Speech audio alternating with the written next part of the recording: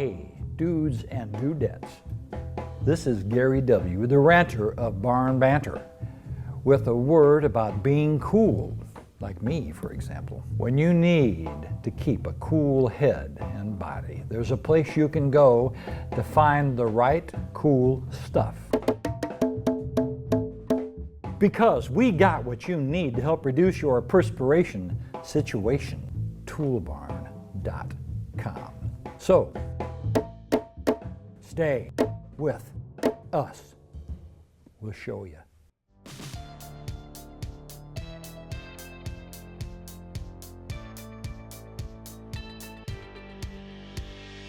I think we've had just about enough rhyme time, don't you? I'm gonna get rid of this stuff if you don't mind, and I'm sure you don't. Look, we've got a fan club at Toolbarn.com, and we've got 3 members of that fan club here with us today. They are, of course, fans, really seriously fans. The nice thing about all 3 of these is they're all cordless or they're all corded, depending upon your particular needs. Now, these run off of traditional Makita batteries from Makita tools. This one is a Milwaukee. It runs off a Milwaukee set of tools, or a Milwaukee set of batteries, just like the Milwaukee tools. So all 3 of these things, from that point of view, are very, very convenient. So this one, a little 2-speed number, goes forward and back, and of course very easy to move to get the breeze going where you want to. This one has a little more size to it. This is a 13-inch Makita. It's got a little more selection of speeds from low to high, and of course right in the middle there being 3 selections, of course.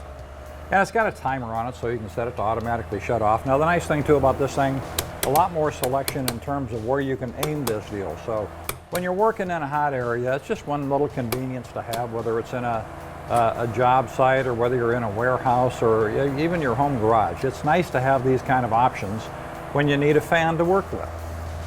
This Milwaukee fan is also, it's a little more compact, but it's real powerful.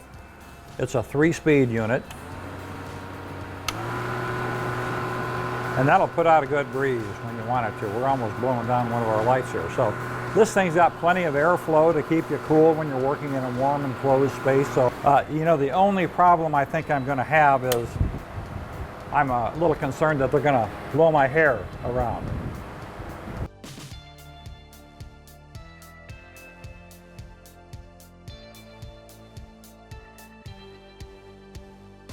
There are a lot of other things that you can do to keep cool on the job, and this is just one really easy one. This is an evaporative cooling towel from PIP, and the way this works is you get it wet, you soak it down, and then you kind of wring it out, and you can take that then and wrap it around your neck, or you can put it on your head, or you can put it up against pulse points in your body, and what that will do is it'll transfer the coolness from this towel throughout your body and help to lower your body temperature, keep you more comfortable.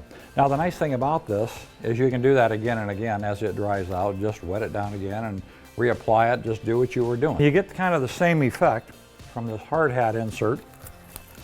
Again, you soak this down for about 20 minutes in this case, and then you insert it into your hard hat, and it'll keep your head cool. And I tell you what, that's really important, because when it's hot out and you put a hat on, that just generates a lot of heat for your skull. And as you all know from probably hearing us talk about wintertime things, covering your head helps to hold the heat in. Well, it does that too in the summer, and that's why this is a real handy thing to have.